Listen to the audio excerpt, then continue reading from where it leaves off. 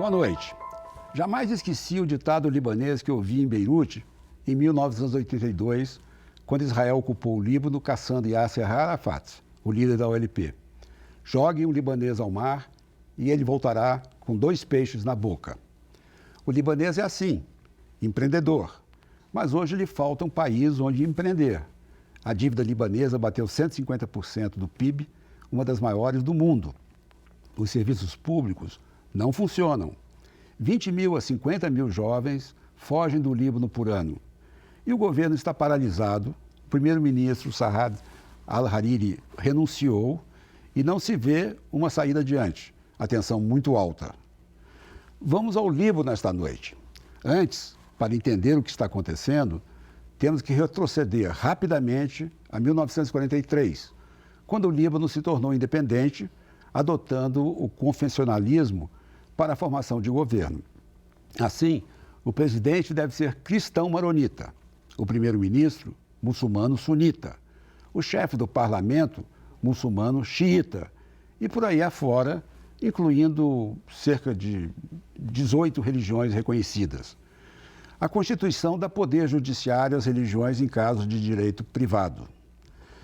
Jovens libaneses saíram às ruas em protesto contra a taxação do WhatsApp, mas ampliaram as reivindicações para incluir o fim do tribalismo e a formação de um governo civil de tecnocratas e especialistas em economia, não mais tribalistas. Quem vai nos levar pelos meandros libaneses é Salem Hikmat Nasser, doutor em Direito Internacional pela USP, pesquisador do Lauterpacht Center, na Inglaterra, e do Instituto da Universidade Europeia e professor da Fundação Getúlio Vargas.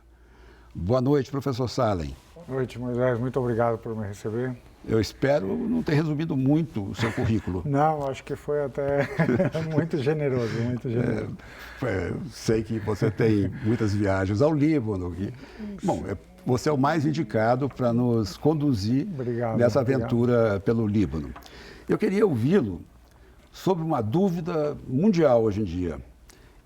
Está nascendo mesmo um novo Líbano? Olha, essa é uma esperança que nunca morre. Essa é uma necessidade que, de modo geral, se você encontrar os libaneses, eles vão te dizer que essa é uma necessidade certa, todo mundo está de acordo com ela, pelo menos no discurso, e muita gente genuinamente sente a necessidade de um novo Líbano. E um novo Líbano significa várias coisas. Você disse bem que o sistema é sectário, ele é marcadamente sectário, né? Então, uma das coisas que precisariam mudar é o caráter desse sectarismo, ou a força dele, ou mesmo o seu desaparecimento. Mas eu acho que quando as pessoas estão pedindo mudança, elas estão pedindo mudança de outras coisas. Nesse caso, especialmente, é muito forte a questão da corrupção. É uma corrupção muito, muito profundamente instalada no establishment libanês, na classe política, na grande elite econômica do Líbano, que coincide um pouco com a grande elite política, que combina chefias, né, de famílias políticas tradicionais que carregam, digamos, uma tradição política desde o século XIX no Líbano, aí combinando a questão do clã com o chefe do grupo político, com as lideranças que decorreram da Guerra Civil Libanesa, ou seja, os chefes de guerra, né, os senhores de guerra, que entraram para a política e para a elite econômica. Então, quem manda no Líbano hoje, basicamente, é um grupo que mistura essa liderança tradicional clânica com a liderança decorrente da guerra, e todos eles entraram num combinado de grande corrupção e de domínio sobre a cena política libanesa. Então, abandonar o sectarismo significa também abandonar esse sistema extremamente corrupto, porque, na verdade, uma coisa protege a outra, né? Então, a corrupção é profundamente protegida pelo sistema sectário e pela distribuição de poder entre os vários grupos sectários, né? Então, tudo isso se juntou numa grande insatisfação que explodiu nesses dias. Essa explosão é muito genuína, muito verdadeira, né? O que eu me lembro, Salem, é que desde que eu conheci um pouco do Líbano, as figuras não mudaram. Tem o Walid Jumblat no Chuf, tem o Hariri, né? O pai dele é o nome do aeroporto agora. E tem Frangier, as famílias que se matavam em grandes atentados. Eu acho muito difícil acabar com isso. Hein? Então, isso é um outro problema, né? Que é as pessoas vão às ruas dizendo realmente queremos o fim do sectarismo, queremos um governo laico. Claro, tem uma pergunta que se pode colocar para qualquer manifestação, qualquer movimento de demandas numa sociedade, que é qual é a representatividade dessas demandas, né? Porque quem vai à rua, a gente está escutando o que eles estão dizendo, em alguma medida, dependendo se a gente conseguir cobrir bem, né? Com uma boa imprensa, quais são as várias demandas, quais são os vários setores da sociedade que estão se mobilizando, se eles todos estão com o mesmo discurso ou não, mas isso é certo, as pessoas que estão indo às ruas estão pedindo o fim do sistema sectário e corrupto, né? E estão querendo uma transição para o laico, né?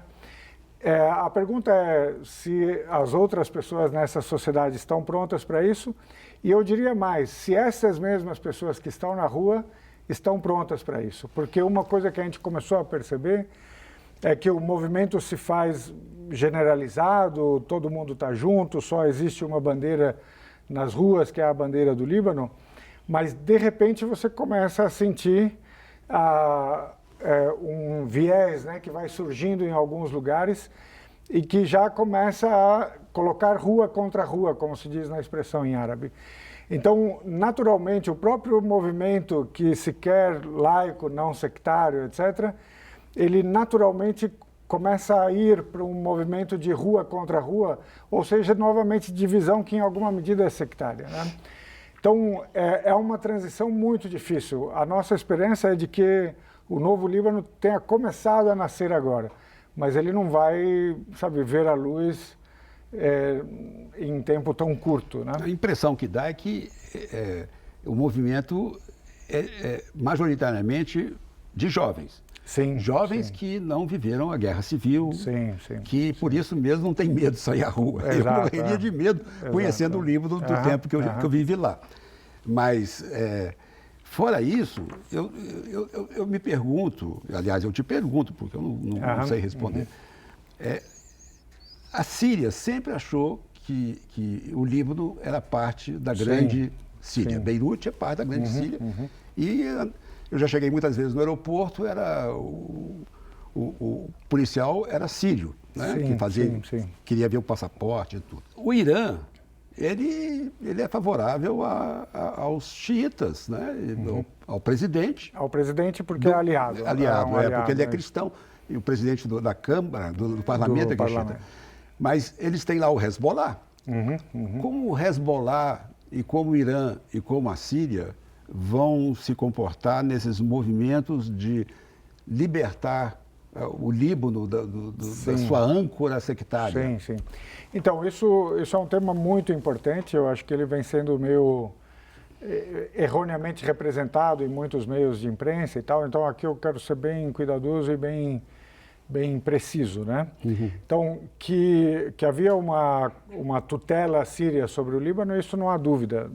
Ela era já anterior à Guerra Civil, mas durante a Guerra Civil a Síria foi praticamente convidada pela comunidade internacional, pela ONU e tal, a intervir, porque justamente na medida em que a Guerra Civil ela não foi apenas uma guerra sectária, mas ela se transformou também numa guerra sectária em que havia basicamente cristãos de um lado e muçulmanos e progressistas do outro, né? Porque havia os comunistas, os socialistas, que podiam inclusive ser cristãos. Nasceristas, etc. Mas o grupo, digamos, de direita cristão estava à beira de perder a guerra, a Síria entrou e manteve, digamos, os dois lados, e isto já, digamos, consolidou naquele momento uma ideia que é recorrente no Líbano, que ninguém pode ganhar sobre o outro de modo absoluto. No Líbano é preciso algum tipo de convivência. Então, por mais poderoso que algum grupo seja no Líbano, ele não pode submeter os demais. Algum tipo de arranjo precisa ser feito. E isso é verdade, todo mundo acredita nisso no Líbano. Agora, a tutela, digamos, síria sobre o Líbano acabou com a presença militar e tal, em 2005, quando eles tiveram que sair depois da morte do Rafi al-Hariri, o pai do primeiro-ministro atual. Eles saíram militarmente, mas ainda assim tinham uma grande influência sobre a política libanesa e tal, porque havia ali muita gente ligada ao sistema.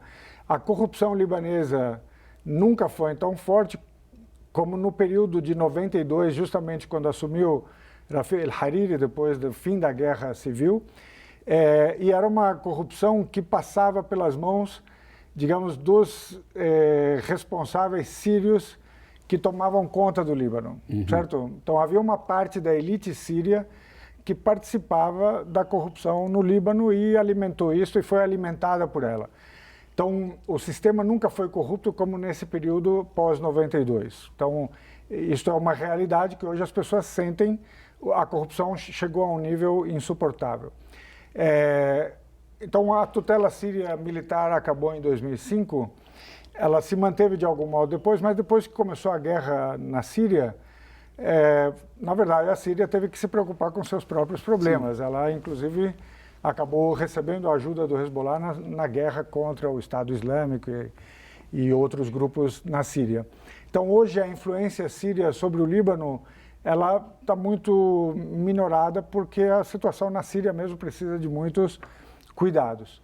A questão da influência iraniana se dá apenas na medida em que eles são o país que ajuda, financia, etc., o Hezbollah, e o Hezbollah é individualmente o grupo mais forte no Líbano. Digamos, em alguma medida na política ele é o mais forte e ele é certamente o grupo armado mais forte e tal. Então ele tem uma grande presença na cena política libanesa, ainda que ele não a tenha em termos de representatividade no parlamento ou no governo. O Hezbollah entrou meio que por uma necessidade em 2005 para o governo libanês. Ele só fez isso em 2005. Ele tinha deputados antes, mas ele não fazia muita questão de fazer parte da política interna libanesa, porque, primeiro, ele queria se preocupar com a resistência a Israel, né? Ele sempre se pensou como um grupo que tinha esta prioridade, este é o meu trabalho, e ele não queria justamente se sujar com a política libanesa. Queria, já que não vou conseguir lidar com isso, deixa... Mas quando saiu a Síria, ele teve que justamente se juntar com o atual primeiro-ministro, fazer um grande acordo e dizer, ok, nós vamos então assumir responsabilidade no governo libanês, vão participar. Mas nunca tiveram um ministro de grande importância nos governos. Por quê? Para evitar a pressão ocidental, para que ninguém no Ocidente dissesse, olha, esse é um governo do Hezbollah, né? Então vamos lá sancionar o governo.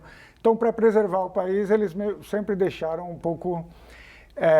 neste momento, o Hezbollah está pagando um preço, ele e o presidente atual, porque o presidente, que é um cristão maronita, que é um general, ex-general do exército libanês, o Michel Aoun. Michel Aoun também participou da guerra civil libanesa, mas ele ficou conhecido, sobretudo na fase final dessa guerra, por ter justamente lutado contra a presença síria. Então, durante todo esse período dos anos 90 e uma parte dos 2000, ele esteve exilado. Então, ele não França, né? Na França. Ele não participava da política libanesa, portanto, ele não participava dos arranjos, né, de corrupção que rolavam ali. Agora, com esse novo acerto em que eles fizeram uma aliança, ele foi eleito presidente, o Hezbollah entrou para o governo e eles fizeram um acordo com o Hariri, eles são de grupos políticos antagônicos, mas eles sabem que só juntando é que sai governo no Líbano. Eles vieram com uma proposta de combate à corrupção, o Hezbollah e o presidente, porque justamente eles nem sequer faziam parte dos esquemas, né? Só que eles ficaram prisioneiros disso. Quer dizer, como é que você faz um acordo que só sobrevive incluindo todas as lideranças tradicionais, porque senão não sai governo, né? E como é que ao mesmo tempo você vai combater a corrupção? Eles ficaram prisioneiros desse dilema e hoje nas manifestações eles estão pagando o preço não por serem tidos eles como corruptos, porque isso é uma unanimidade no Líbano, mas sim porque vocês entraram para o governo e você assumiu a presidência, você, Michel Aoun, assumiu a presidência prometendo combater a corrupção e não fez nada. Não conseguiram fazer nada ou não fizeram nada, né? Salem, nós vamos fazer um pequeno intervalo e já a gente continua a conversar. A questão que eu deixo para o segundo bloco, já para atrair os telespectadores, é o papel da Arábia Saudita, que pegou o Hariri há pouco tempo e manteve ele refém em Riad. Daqui a pouquinho a gente volta. Este programa está disponível no EBC Play. Até lá. Estamos de volta para continuar a conversa com o professor Salem Nasser sobre a situação política no Líbano. Lembramos que você pode assistir este e outros programas a qualquer hora no EBC Play. Vou introduzir um novo país entre os países da pergunta anterior, do bloco anterior. E a Arábia Saudita, nesse contexto? Sim, justamente antes do intervalo você tinha se referido ao papel que teve a Arábia Saudita quando ela reteve o Hariri, o primeiro-ministro libanês, lá na Arábia Saudita. Ela o chamou, né, convocou e o reteve. Essa retenção participava de dois movimentos que é preciso compreender. Um foi ele, junto com tantos príncipes e sheiks, foram convocados para a Arábia Saudita, reunidos, né, para, digamos, receberem um recado da nova liderança do príncipe herdeiro, porque ele temia que alguns deles estivessem armando contra o seu poder e a sua chegada ao poder em breve, né, no lugar do pai, que é o rei. Então havia um acerto de contas de política nacional e o Hariri, como ele tem a nacionalidade saudita e ele faz parte um pouco do establishment saudita, foi chamado junto. Então isso era um movimento de política interna. O outro movimento era um desagrado da Arábia Saudita com o Hariri por ter aceitado virar primeiro-ministro no Líbano dentro de um acordo justamente de acerto nacional, que, como eu dizia antes, é sempre necessário no Líbano. Quer dizer, ele se acertou com o presidente Michel Aoun, se acertou com o Hezbollah, montou um governo, né, que incluía praticamente todos os partidos relevantes do Líbano. Quando a Arábia Saudita o chama e o força a renunciar ao seu cargo de primeiro-ministro a partir da Arábia Saudita, ela estava querendo desestabilizar a cena política libanesa, em que ela via o Hezbollah e os seus aliados como sendo agora preponderantes, né? E castigar o seu próprio homem no Líbano. Né? O que o Líbano fez nas suas posições oficiais, o presidente, o Hezbollah, todo mundo disse: este é o nosso primeiro-ministro, ele merece respeito, o Líbano merece respeito, ele precisa voltar. Então, quando ele voltou e assumiu como primeiro-ministro, agora já mais distante da Arábia Saudita, já não era tanto o homem deles, porque, né, sofreu este revés. Quando começaram as manifestações agora, todo mundo estava sob pressão. O presidente, porque é o presidente do parlamento, igualmente o primeiro-ministro e todos os partidos, né? Quando ele resolveu renunciar, isto surpreendeu aquelas pessoas com quem ele tinha um acerto antes. O presidente não estava sabendo, o Hezbollah não estava sabendo, o presidente do parlamento não estava sabendo. Então, esses outros atores perceberam no gesto talvez uma retomada da tentativa saudita de desestabilizar o Líbano. Quer dizer, talvez ele tivesse voltado a receber suas instruções da Arábia Saudita e dito: opa, vou sair agora e vamos ver se na hora que a gente embaralhar novamente as cartas, né, se o poder se distribui de modo diverso. Mas você tem a impressão, ou certeza, não sei, de que não tem um substituto para Hariri, sunita, e que ele provavelmente será novamente nomeado. Isso seria normal? Então, assim, se a gente considerasse, por exemplo, que o presidente e vários outros sentiram-se traídos, né, por esse movimento dele, a gente diria, bom, talvez como medida de castigo eles vão querer nomear um outro. Mas o fato é que ele lidera o maior grupo de deputados sunitas no parlamento. Então, espera-se que ele seja o primeiro-ministro, não porque ele é representativo da maioria parlamentar, porque a maioria parlamentar está na mão da coalizão Aoun, Hezbollah, Amal, etc. Eles são maioria no parlamento. Então, em princípio, eles deveriam nomear uma liderança sunita próxima a eles. Mas eles sabem que no acerto confessional libanês, isto não funciona, porque a comunidade sunita vai considerar que ela está subrepresentada porque a sua maior liderança não foi escolhida como primeiro-ministro. De algum modo, ele herdou este manto, né, que com o qual as pessoas na comunidade sunita recobriram o pai dele. Né? Agora, Salem, os palestinos, eles se incorporaram de alguma forma ao Hezbollah, ao Amal? Não. Ou estão lá? Eles estão sobretudo nos grandes acampamentos, né, que são, na verdade, partes da cidade, bairros inteiros, né? Uhum. Normalmente empobrecidos, né? São bairros empobrecidos, mas eles moram ali... Perto do aeroporto, no oeste. Perto do aeroporto, etc. Ou perto do subúrbio sul, onde fica o Hezbollah, ou seja, são áreas mais pobres da cidade, normalmente, ou do Líbano, né? Eles estão lá em grande número. Dentro dos campos de refugiados ainda há, sim, armas e etc., mas eles estão, por acordo de todos, né, afastados da cena política libanesa. O único momento em que isso perigou sair do controle foi, e esse perigo sempre existe, né, foi quando começou a crescer essa coisa do radicalismo islâmico, do tipo Estado Islâmico, Al-Qaeda e tal. E esses grupos, a partir da Síria, inclusive, começaram a tentar entrar no Líbano, né? E a criar transtornos no Líbano, carro-bomba no bairro do Hezbollah, né?